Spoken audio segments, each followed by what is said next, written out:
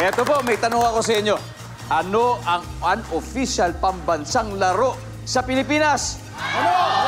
Ba, syempre, wala na usap-usapan. Basketball yan. Siguradong matutuwa ang mga basketball fans dahil mga basketballista ang kalaro natin ngayong hapon. So, eto na po, starting with, the Hardcourt Buddies. Ito po ang kanila starting four with their team captain, the Rain Man, Coach Renren Ritualo.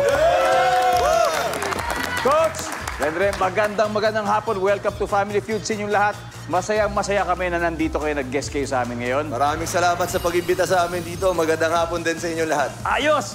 Renren, ito, bago tayo mag-umpisa, pakilala mo naman isa-isa ang makakasama nyo sa Hardcourt Buddies. Mga best friend ko sa court eh. Lalo na itong katabi ko eh. Si The Saint, Ronald Tubit. The Saint! Oo, syempre, yung katabi niyang isa dito. Yan yung unang TikTok dati sa Lasal. Nagsasayo yan sa loob ng court.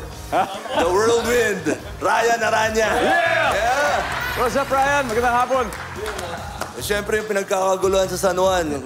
Konsehal, Paul Artadi, The Kid Lightning. Yeah. Coachy, welcome to Family Feud. Ito, siyempre, Coach Renren, kayo ang tinatawag na siyempre the Rain Man. Yeah. Di ba? Tingin ko, baka nakuha nga ni Stephen Curry sa yung pagalingan sa 3 points. Pero anyway, ngayon nagko-coach ka ng mga teenager, particularly high school students. Yes. Ako, interesado ko malaman, ano ba ang difference ng mga manlalaro ngayon, especially mga kabataan, versus yung henerasyon ninyo sa PBA? Yung mga kabataan ngayon, may advantage sila because kami na yung mga coaches eh. So, diba? Sa amin na sila natututo. So, they're very skilled, to be honest. And then, syempre, we teach them how to play the proper way. Because, syempre, nakikita nila ngayon, yung sa social media, yung mga highlights. So, akala nila, yun na yung basketball. So, the team concept, we have to, like, impose or turuan sila. Kaya, mga kabataan, napakaswerte ninyo kung sila ang naging coach ninyo. At, syempre, talking about teamwork, diba? Ito, Family Feud, may pagka-teamwork yun ang kailangan dito. Kaya sigurado, kung alam na niyo yan, kabisado niyo na yan, good luck sa inyo, Hardcourt Buddies. Kasi, mabigat din ang makakatapat ninyo. Walang iba kung hindi ang Hubalde family at ang kanilang team captain, former basketeer, model, and actor, Derek Hubalde. Senyor, magandang hapon. Senyor. Welcome to Family Feud. Ito, excited na kaming malaman at makilala ang buong Hubalde family, Derek. Yes. Bali, ang katabi ko ngayon, ang legend, si Freddy Hubalde. Dati namin. Si Freddy! At tapos si Aquaman nga, ang sinasabi nga si Paolo Hubalde. Isa po.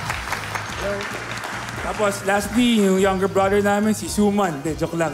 Si Nico Hubalde. May mga reference sa pelikula. Pero Derek, matanong ko lang, siyempre, nandiyan ang sports, pagbabasketball, nandiyan ang modeling, tsaka acting. Para sa iyo ba, anong pinaka-challenging? Siyempre yung pag-acting. Yung acting? Yeah, yung acting siyempre. Yung basketball parang parang instinct or nasa blood na namin Pero yung acting talaga medyo mahirap. Kailangan pag-aralan talaga Ay, good news. Kasi itong Family Feud, parang parang basketball, parang sports lang. Kaya kayang-kaya niya yan. Galingan nyo lang pagsasagot. Good luck, Hubalde family. Good luck, Hardcourt Buddies. Eto, guys, bring your A-game, ika nga, sa paghula ng sagot ng 100 Pinoy na sinurvey namin. Ang goal po ninyo ay makapasok sa Fast Money para manalo ng up to 200,000 pesos. Kaya alamin na po ang sinabi ng survey team captains, Renren, Derek, let's play Family Feud!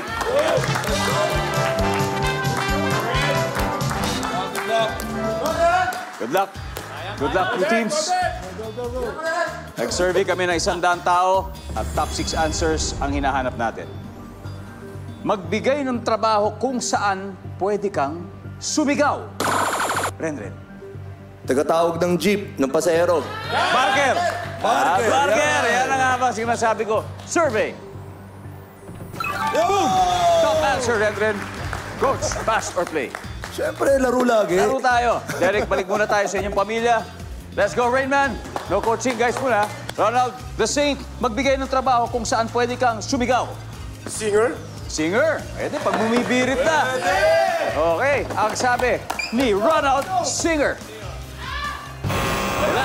Oh, Ryan, ano pa kaya? Announcer sa basketball. Announcer. Pag na-excite, nandiyan na. Kung nakakahabol, nakashoot ng 3 points, announcer. Number 2. Okay. Standby, Hubalde family, Consipol. Okay, ako sa akin yung Kristo sa sabungan. Sabungan. Logit. Meron, wala. Meron, wala. Si Cristo, sa sabungan. Okay. Hubalde family, eto na po ang pagkakataon ninyo mag-steal. Nico, ano kaya? Trabaho kung saan pwede kang sumigaw. Teacher. Pag medyo nakaaburito na sa mga estudyante, Paulo. Coach. Coach! Lalayo pa ba tayo, Coach? Sir Freddy.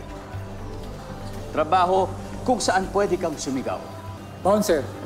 Bouncer! Pwede. Bouncer. Diba? Pag nagagalit na po, may mga manggulo-gulo. Derek, ito, bilang team captain, nasa iyo ang final answer. Magbigay ng trabaho kung saan pwede kang sumigaw. Teacher. Teacher. Okay, doon tayo sa teacher. Pwedeng teacher, pwedeng coach, pwedeng bouncer, pero pinili po nila ang teacher.